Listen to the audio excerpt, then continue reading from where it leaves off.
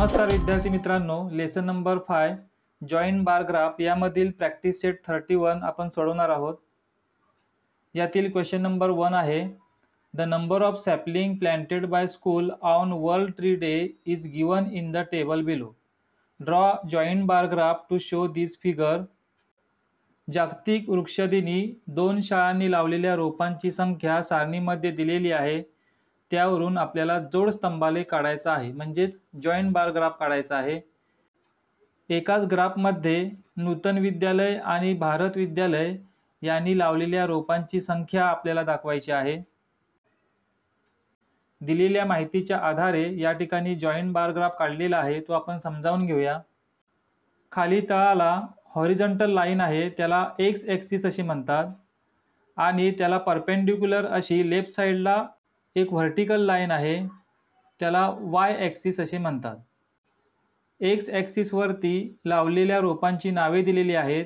Almond, करंज, नीम, अशोका आणि गुलमोहर या वृक्षांची रोपे नूतन विद्यालया आणि भारत विद्यालयामधील मुलांनी लावलेली आहेत। लावलेल्या रोपांची संख्या वाय ॲक्सिस वर घेतलेली आहे।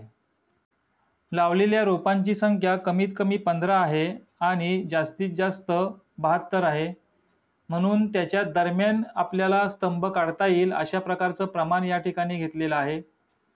वाय अक्षावरती 1 centimetre is equal to 10 sapling अशा प्रकारचं प्रमाण घेतलेलं आहे, स्केल घेतलेला आहे, आणि त्याच्या आधारे 10च्या पटीतील संख्या वाय अक्षावरती घेतलेल्या आहे।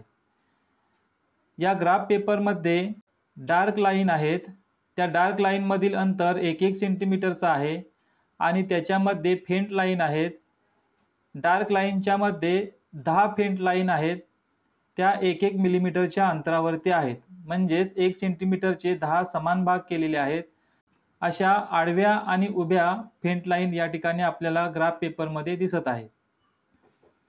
या ठिकाणी 10च्या पटीतील प्रमाण वाय अक्षावरती आपल्याला दिसत आहे। जास्तीत जास्त लावलेल्या झाडांची संख्या 72 आहे, म्हणून आपण 100 पर्यंत संख्या वाय अक्षावरती घेतलेल्या आहे। या ठिकाणी ग्राफ काढत असताना प्रत्येक स्तंभातील अंतर समान आहे आणि त्या स्तंभांची रुंदी देखील समान आहे। सुरुवातीला आल्मंड या वृक्षाची रोपे किती प्रमाणामध्ये लावली त्याचा स्तंभ काढलेला आहे। नूतन विद्यालयासाठी या ठिकाणी व्हाईट कलर वापरलेला आहे आणि भारत विद्यालयासाठी येथे ब्लॅक कलर वापरलेला आहे। नूतन विद्यालयाने आल्मंडची 40 रोपे लावली, म्हणून 40 या खुणेपर्यंत हा स्तंभ काढलेला आहे। भारत विद्यालयाने 42 रोपे लावली, म्हणून 40च्या पुढे 2 खुणा मोजून 42 पर्यंत हा स्तंभ काढलेला आहे। अशा प्रकारे हे दोन्ही स्तंभ एकमेकांना जोडलेले आहेत, म्हणून हा जॉइंट बार ग्राफ आहे। नूतन विद्यालया आणि भारत विद्यालया या दोघांनीही लावलेल्या रोपांची संख्या या स्तंभाच्या आधारे आपल्याला समजते आणि त्यांची तुलना देखील करता येते। या ठिकाणी भारत विद्यालयाने आल्मंडची रोपे जास्त लावलेली आहेत हे देखील आपल्याला समजतं। अशा प्रकारे हा जॉइंट बार ग्राफ आहे। दुसऱ्या स्तंभामध्ये करंज वृक्षाची किती रोपे लावली आहेत हे दाखवलेलं आहे। नूतन विद्यालयाने करंजची 60 रोपे लावलेली आहेत, म्हणून 60 या खुणेपर्यंत हा स्तंभ काढलेला आहे, आणि भारत विद्यालयाने 38 रोपं लावलेली आहेत, म्हणून 30च्या पुढे 8 खुणा मोजून 38 पर्यंत हा स्तंभ काढलेला आहे। त्यापुढे नीम या रोपांचा स्तंभ आहे। नूतन विद्यालयाने नीम या वृक्षाची 72 रोपं लावलेली आहेत, म्हणून 72 खुणेपर्यंत हा स्तंभ आहे, आणि भारत विद्यालयाने 60 रोपं लावलेली आहेत, म्हणून 60 या खुणेपर्यंत हा स्तंभ आलेला आहे। त्यापुढे अशोकाची झाडे किती प्रमाणामध्ये लावली त्याचे स्तंभ आहेत। नूतन विद्यालयाने अशोकाची 15 झाडं लावली, म्हणून 10च्या पुढे अजून 5 खुणा मोजून 15 पर्यंत हा स्तंभ काढलेला आहे, आणि भारत विद्यालयाने 25 रोपं लावलेली आहेत, म्हणून 20च्या पुढे 5 खुणा मोजून 20 या खुणेपर्यंत हा स्तंभ काढलेला आहे। त्यापुढे गुलमोहर या रोपांची संख्या त्याचा स्तंभ दाखवलेला आहे। नूतन विद्यालयाने लावलेल्या रोपांची संख्या आहे 42 आणि भारत विद्यालयाने लावलेल्या रोपांची संख्या आहे 40। ग्राफ काढत असताना एक गोष्ट लक्षात ठेवायची आहे, सर्व स्तंभांमधील अंतर समान आहे आणि या ग्राफमध्ये काढलेले सर्व स्तंभ समान रुंदीचे आहेत। Question number 2. The table below show the number of people who had the different juice at a juice bar on a Saturday and a Sunday. Draw a joint bar graph for this data. एका juice सेंटरवर शनिवारी व रविवारी वेगवेगळ्या फळांचे juice घेण्यासाठी आलेल्या ग्राहकांची संख्या सारणीत दर्शवली आहे. त्या माहितीवरून आपल्याला जोड स्तंभालेख काढायचा आहे. शनिवारी आणि रविवारी ज्यूस सेंटरवर आलेल्या ग्राहकांची संख्या या ठिकाणी दिलेली आहे आणि त्यांनी कोणत्या फळाचं ज्यूस घेतलेलं आहे त्यानुसार ही ग्राहकांची संख्या दिलेली आहे. या दिलेल्या माहितीवरून आपल्याला जॉईंट बार ग्राफ काढायचा आहे. या ठिकाणी जॉईंट बार ग्राफ काढलेला आहे. हा बार ग्राफ आपण समजावून घेऊया. खाली तळाला एक्स ॲक्सिस आहे. हा एक्स ॲक्सिस ग्राफवरील जी डार्क लाईन आहे त्या डार्क लाईनवर काढलेला आहे आणि वाय ॲक्सिस देखील ग्राफवरील जी डार्क लाईन आहे त्याच्यावरतीच काढलेला आहे. आपल्याला ग्राफ पेपरमध्ये 1-1 सेंटीमीटर अंतरावरती या डार्क लाईन दिसत आहेत. त्यावरतीच हे एक्स ॲक्सिस आणि वाय ॲक्सिस काढलेले आहेत. एक्स ॲक्सिसवरती फ्रूट ज्यूसची नावे दर्शवलेली आहेत. स्वीट लाईम, ऑरेंज, ॲपल आणि पाइनॲपल. आणि वाय ॲक्सिसवरती नंबर ऑफ कस्टमर म्हणजेच ग्राहकांची संख्या दर्शवलेली आहे. दिलेल्या माहितीमध्ये कमीत कमी ग्राहकांची संख्या आहे 30 आणि जास्तीत जास्त ग्राहकांची संख्या आहे 78. 10च्या पटीतील संख्या आपण वाय अक्षावरती लिहिल्या आणि शेवटची संख्या आहे 90, कारण 90 पेक्षा कमी ग्राहक या ठिकाणी आलेले आहेत. त्यामुळे आपण शेवटची 90 ही संख्या घेतलेली आहे. या स्तंभांमध्ये सॅटर्डेला येणाऱ्या ग्राहकांची संख्या व्हाईट कलरने दर्शवलेली आहे आणि संडेला येणाऱ्या ग्राहकांची संख्या ब्लॅक कलरच्या स्तंभाने दर्शवलेली आहे. स्वीट लाईम या फळाचं ज्यूस घेणाऱ्या ग्राहकांची संख्या सॅटर्डेला होती 43, म्हणून 40च्या पुढे 3 खुणा मोजून 43 पर्यंत हा स्तंभ काढलेला आहे. आणि संडेला स्वीट लाईम या फळाचं ज्यूस घेणाऱ्या ग्राहकांची संख्या होती 59, म्हणून 50च्या पुढे 9 खुणा मोजून 59 पर्यंत हा स्तंभ काढलेला आहे. सॅटर्डेला ऑरेंज या फळाचं ज्यूस घेणाऱ्या ग्राहकांची संख्या होती 30, म्हणून 30 या खुणेपर्यंत हा स्तंभ काढलेला आहे. आणि संडेला ऑरेंज या फळाचं ज्यूस घेणाऱ्या ग्राहकांची संख्या होती 65, म्हणून 60च्या पुढे 5 खुणा मोजून 65 पर्यंत हा स्तंभ काढलेला आहे. सॅटर्डेला ॲपल या फळाचं ज्यूस घेणाऱ्या ग्राहकांची संख्या होती 56, म्हणून 50च्या पुढे 6 खुणा मोजून 56 पर्यंत हा स्तंभ काढलेला आहे. संडेला ॲपल या फळाचं ज्यूस घेणाऱ्या ग्राहकांची संख्या होती 78, म्हणून 70च्या पुढे 8 खुणा मोजून 78 पर्यंत हा स्तंभ काढलेला आहे. सॅटर्डेला पाइनॲपल या फळाचं ज्यूस घेणाऱ्या ग्राहकांची संख्या आहे 40, म्हणून 40 या खुणेपर्यंत हा स्तंभ काढला. आणि संडेला पाइनॲपल या फळाचं ज्यूस घेणाऱ्या ग्राहकांची संख्या होती 67, म्हणून 67 या खुणेपर्यंत हा स्तंभ काढलेला आहे. Question number 3. The following numbers of votes were cast at 5 polling booths during the Gram Panchayat election. Draw a joint bar graph for this data. ग्रामपंचायत निवडणुकीमध्ये 5 मतदान केंद्रावर खालीलप्रमाणे मतदान झाले, त्यावरून जोड स्तंभालेख काढा. ग्रामपंचायत निवडणुकीसाठी 5 मतदान केंद्रावर मतदान झालेलं आहे. प्रत्येक मतदान केंद्रावर किती पुरुषांनी मतदान केलं आणि किती स्त्रियांनी मतदान केलं याची माहिती दिलेली आहे. दिलेल्या माहितीच्या आधारे आपल्याला जॉईंट बार ग्राफ काढायचा आहे. किती पुरुषांनी मतदान केलं हे दर्शवण्यासाठी येथे व्हाईट रंगाचा स्तंभ वापरलेला आहे आणि किती स्त्रियांनी मतदान केलं यासाठी या ठिकाणी ब्लॅक कलरचा स्तंभ वापरलेला आहे. या ग्राफमध्ये एक्स ॲक्सिस वरती मतदान केंद्र म्हणजेच बूथ दर्शवलेले आहेत आणि वाय ॲक्सिस वरती नंबर ऑफ पीपल म्हणजेच मतदान करणाऱ्या लोकांची संख्या दर्शवलेली आहे. ही संख्या 100 पेक्षा जास्त आहे, म्हणून आपण इथे स्केल घेत असताना 1 centimetre is equal to 100 voters अशा प्रकारचं घेतलेलं आहे. 100च्या पटीतील संख्या या वाय ॲक्सिस वरती आपण घेतलेल्या आहेत. शेवटची संख्या आहे 900, कारण जास्तीत जास्त मतदान करणाऱ्या लोकांची संख्या आहे 850, म्हणून आपण 900 पर्यंत इथे संख्या घेतलेल्या आहेत आणि सर्व संख्या 100च्या पटीतील आहेत.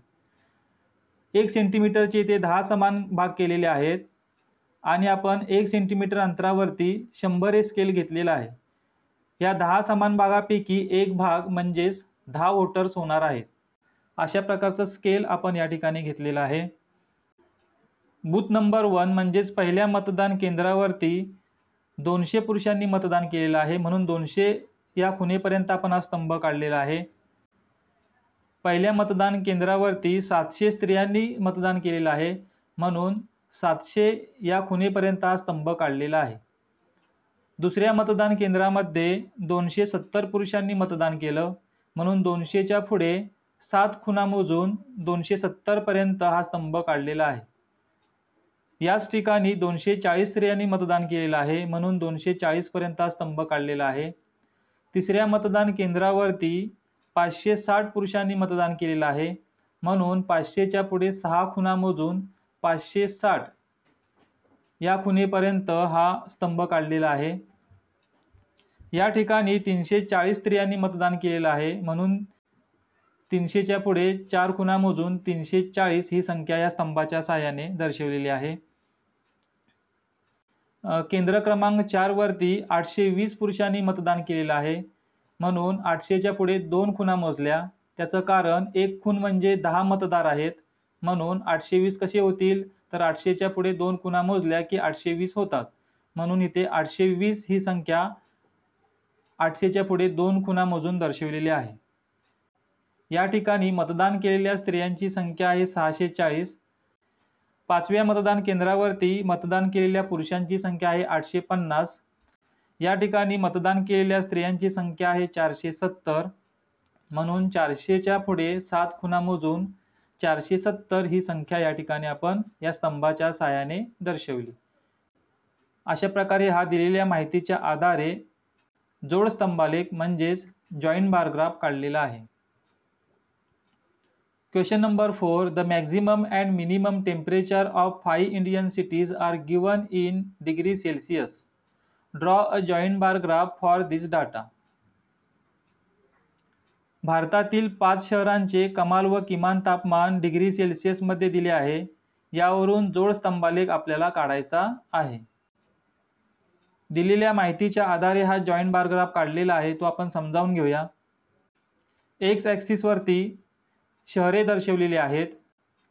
या शहरांच्या दिलेल्या तापमानामध्ये कमीत कमी तापमान आहे 25 आणि जास्तीत जास्त तापमान आहे 41. या संख्या आपल्याला या स्तंभालेखामध्ये व्यवस्थित दाखवता येईल तशाच प्रकारचं स्केल आपण या ठिकाणी घेतलेलं आहे. On Y axis is equal to 1 centimetre is equal to 5 degree Celsius. 1 centimetre साठी 5 डिग्री सेल्सिअस हे आपण प्रमाण घेतलेलं आहे. म्हणजेच 1 सेंटीमीटरच्या मध्ये असलेल्या ज्या 10 फेंट लाईन आहेत त्यामधील 2 फेंट लाईन म्हणजे 1 डिग्री सेल्सिअस असा अर्थ होतो. 1 डिग्री सेल्सिअस साठी या ठिकाणी 2 फेंट लाईन आपल्याला वापराव्या लागतील. मॅक्झिमम टेम्परेचर साठी व्हाईट कलरचा स्तंभ वापरलेला आहे आणि मिनिमम टेम्परेचर साठी ब्लॅक कलरचा स्तंभ वापरलेला आहे. दिल्ली या शहरातील मॅक्झिमम टेम्परेचर आहे 35 डिग्री सेल्सिअस, म्हणून 35 या खुणेपर्यंत हा स्तंभ काढलेला आहे. आणि मिनिमम टेम्परेचर आहे 26 डिग्री सेल्सिअस, म्हणून 25च्या पुढे 2 खुणा मोजून आपण 26 डिग्री सेल्सिअस हे टेम्परेचर दाखवलेलं आहे. 2 खुणा मोजल्या त्याचं कारण या ठिकाणी स्केलमध्ये आपण 1 डिग्री सेल्सिअस साठी 2 फेंट लाईन आपण घेतलेले आहेत, म्हणून आपल्याला इथे 2 खुणा मोजाव्या लागत आहेत. मुंबई शहरातील मॅक्झिमम टेम्परेचर आहे 32 डिग्री सेल्सिअस, म्हणून आपण 30च्या पुढे 4 खुणा मोजल्या. कारण 1 डिग्री सेल्सिअस साठी 2 खुणा आपण वापरलेले आहेत, म्हणून आपण इथे 30च्या पुढे 4 खुणा मोजून 32 डिग्री सेल्सिअस हे तापमान आपण दर्शवलेलं आहे. किमान तापमान आहे म्हणजेच मिनिमम टेम्परेचर आहे 25 डिग्री. कोलकाता या शहरामध्ये मॅक्झिमम टेम्परेचर आहे 37 डिग्री सेल्सिअस, म्हणून 35च्या पुढे 4 खुणा मोजून 37 डिग्री सेल्सिअस या स्तंभामध्ये दाखवलेला आहे. आणि कोलकाता शहरामध्ये मिनिमम टेम्परेचर आहे 26 डिग्री सेल्सिअस. 25च्या पुढे 2 खुणा मोजून 26 टेम्परेचर या ठिकाणी दर्शवलेलं आहे. नागपूर या शहरामध्ये मॅक्झिमम टेम्परेचर आहे 41 डिग्री सेल्सिअस. त्या ठिकाणी मिनिमम टेम्परेचर आहे 29 डिग्री सेल्सिअस. कपूरथळा या ठिकाणी मॅक्झिमम टेम्परेचर आहे 37 डिग्री सेल्सिअस, या ठिकाणी मिनिमम टेम्परेचर आहे 26 डिग्री सेल्सिअस, ते देखील याच प्रमाणानुसार दर्शविलेलं आहे. Question number 5. The numbers of children vaccinated in one day at a government hospital in Solapur and Pune are given in the table. Draw a joint bar graph for this data. Solapur आणि पुणे शहरातील मुलांना जे लसीकरण केलेलं आहे त्या लसीकरणाची माहिती या टेबलमध्ये दिलेली आहे. त्या माहितीच्या आधारे आपल्याला जॉइंट बार ग्राफ काढायचा आहे. एक्स ॲक्सिस वरती कोणकोणत्या लसी देण्यात आल्या त्यांची नावं दिलेली आहेत. DPT booster, polio booster, measles, hepatitis B अशा प्रकारच्या लसी देण्यात आल्या. किती मुलांना या लसी देण्यात आल्या त्याची संख्या म्हणजेच number of children Y axis वर दर्शविलेली आहे. वाय ॲक्सिस वरती स्केल घेतलेला आहे 1 centimetre is equal to 10 children, म्हणजेच इथे 1 सेंटीमीटर या अंतरावरती 10 मुलं दर्शवलेली आहेत. या ठिकाणी स्तंभ काढत असताना सोलापूर जिल्ह्यासाठी व्हाईट कलरचा स्तंभ वापरलेला आहे आणि पुणे जिल्ह्यासाठी ब्लॅक कलरचा स्तंभ वापरलेला आहे. सोलापूर जिल्ह्यामध्ये डीपीटी बूस्टर लस घेणाऱ्या मुलांची संख्या आहे 65, म्हणून 60च्या पुढे 5 खुणा मोजून 65 पर्यंत स्तंभ काढलेला आहे. पुणे जिल्ह्यामध्ये डीपीटी बूस्टर लस घेणाऱ्या मुलांची संख्या आहे 89, म्हणून 80च्या पुढे आणखी 9 खुणा मोजून 89 पर्यंत स्तंभ काढलेला आहे. सोलापूर जिल्ह्यामध्ये पोलिओ बूस्टर लस घेणाऱ्या मुलांची संख्या आहे 60, म्हणून 60 या खुणेपर्यंत स्तंभ आहे. आणि पुणे जिल्ह्यामध्ये 87 मुलांना ही लस देण्यात आली. अशाच प्रकारे पुढे देखील मिसल्स, हेपेटायटिस बी या ठिकाणी देण्यात आलेल्या लसीच्या संख्येनुसार हे स्तंभ काढलेले आहेत. सोलापूरमध्ये मिसल्स देण्यात आलेल्या मुलांची संख्या आहे 65 आणि पुणे जिल्ह्यामध्ये मिसल्स ही लस देण्यात आलेल्या मुलांची संख्या आहे 88. सोलापूर जिल्ह्यामध्ये हेपेटायटिस बी ही लस देण्यात आलेल्या मुलांची संख्या आहे 63 आणि पुणे जिल्ह्यामध्ये ही लस देण्यात आलेल्या मुलांची संख्या आहे 86. Question number 6. The percentage of literate people in the state of Maharashtra and Gujarat are given below. Draw a joint bar graph for this data. Maharashtra व गुजरात राज्यातील साक्षर लोकांचे प्रमाण शेकडेवारीत दिलेले आहे. त्यावरून आपल्याला जोडस्तंभालेख काढायचा आहे. दिलेल्या माहितीच्या आधारे हा जोडस्तंभालेख काढलेला आहे. यामध्ये एक्स ॲक्सिस वरती 1971, 1981, 1991, 2001 आणि 2011 ही वर्ष घेतलेली आहेत. वाय ॲक्सिस वरती 1 centimetre is equal to 10% literate असं प्रमाण घेतलेलं आहे. महाराष्ट्र राज्यातील पर्सेंटेज दाखवण्यासाठी इथे व्हाईट कलरचा स्तंभ वापरलेला आहे आणि गुजरात राज्यातील पर्सेंटेज दाखवण्यासाठी इथे ब्लॅक कलरचा स्तंभ वापरलेला आहे. 1971 मध्ये महाराष्ट्र राज्यामधील साक्षरतेचं प्रमाण होतं 46%. याच वर्षी गुजरातमधील साक्षरतेचं पर्सेंटेज होतं 40, म्हणून 40 या खुणेपर्यंत हा स्तंभ काढलेला आहे. 1981 मध्ये महाराष्ट्रातील साक्षरतेचं प्रमाण होतं 57%, म्हणून 50च्या पुढे 7 खुणा मोजून 57 पर्यंत हा स्तंभ काढलेला आहे. आणि त्याच वेळेला गुजरातमधील पर्सेंटेज होतं 45. 1991 मध्ये महाराष्ट्रातील साक्षरतेचं प्रमाण होतं 65%, त्याच वेळेला गुजरातमधील हे प्रमाण होतं 61%. 2001 मध्ये महाराष्ट्रातील साक्षरतेचं प्रमाण झालेलं आहे 77%, त्याच वेळेला गुजरातमधील साक्षरतेचं प्रमाण होतं 69%. 2011 मध्ये महाराष्ट्रातील साक्षरतेचं प्रमाण वाढलेलं आहे 83% आहे. त्यामुळे 80च्या पुढे 3 खुणा मोजून 83 पर्यंत हा स्तंभ काढलेला आहे. आणि त्याच वेळेला गुजरातमधील साक्षरतेचं प्रमाण होतं 79%. अशा प्रकारे प्रॅक्टिस सेट 31 मधील जॉइंट बार ग्राफ आपण आतापर्यंत समजून घेतलेले आहेत. पुढील व्हिडिओमध्ये आपण प्रॅक्टिस सेट 32 सोडवणार आहोत. धन्यवाद.